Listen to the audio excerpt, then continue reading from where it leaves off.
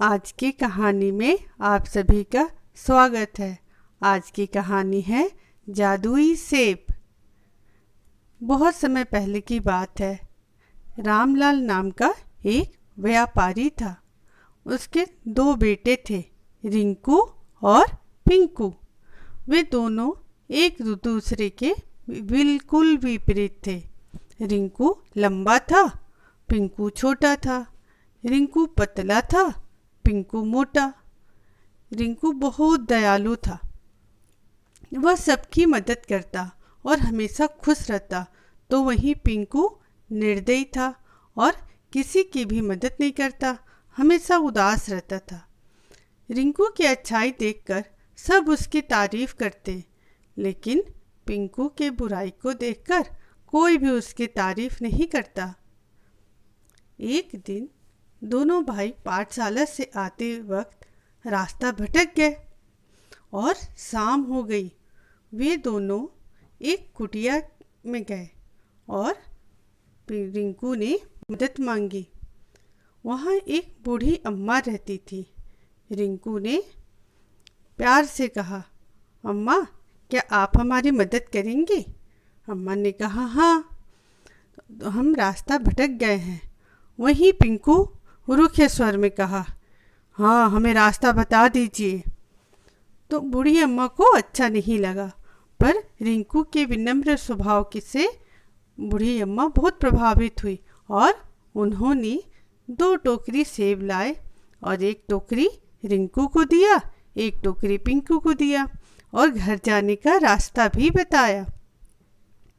जल्द ही दोनों भाई घर पहुंच गए, परंतु सुबह होते ही पिंकू के सेब सड़ गए। पिंकू ने देखा रिंकू के सभी सेब अच्छे व ताजे थे। दोनों को बहुत आश्चर्य हुआ। दोनों अपने माँ के पास गए और कारण पूछा। माँ ने टोकरी को ध्यान से देखा। अंदर एक कागज रखा था, उसमें कुछ लिखा था। माँ ने कागज निकाला और पढ़ा। उसमें लिखा था, ये जादुई सेब है, जिसकी जैसी भावना होगी उसे वैसा ही मिलेगा। माँ ने समझाया, हमें हमेशा दूसरों के बारे में अच्छा सोचना चाहिए और सबकी मदद करनी चाहिए। पिंकू को समझ आ चुका था कि उसके सेब क्यों खराब हो गए और रिंकू के पूरे सेब अच्छे थे। पिंकू ने अपनी माँ से वादा किया, माँ, अब मैं भी सबसे अच्छा व्यवहार करूँगा और सबकी मदद करूँगा। मुझे जादुई सेब ने सही सिखा दिया है। वाकई जादुई सेब बड़े काम के थे, पिंकू को सही बात सिखा गए।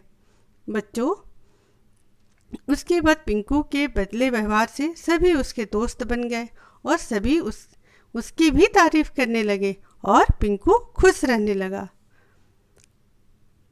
बच्चों, हमें इस कहानी से सीख मिलती है कि हमें हमेशा दूसरों के साथ अच्छा व्यवहार करना चाहिए और सबकी मदद भी करनी चाहिए। बच्चों, इस कहानी में एक और चीज़ छुपी थी, आप लोगों ने ध्यान दिया?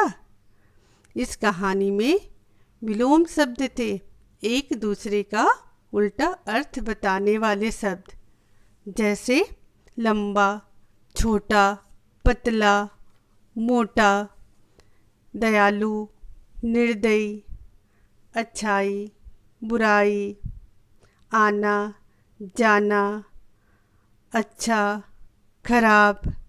ये एक दूसरे के विपरीत अर्थ देते हैं। एक दूसरे के विपरीत अर्थ बताने वाले शब्द को विलोम शब्द कहते हैं। धन्यवाद बच्चों।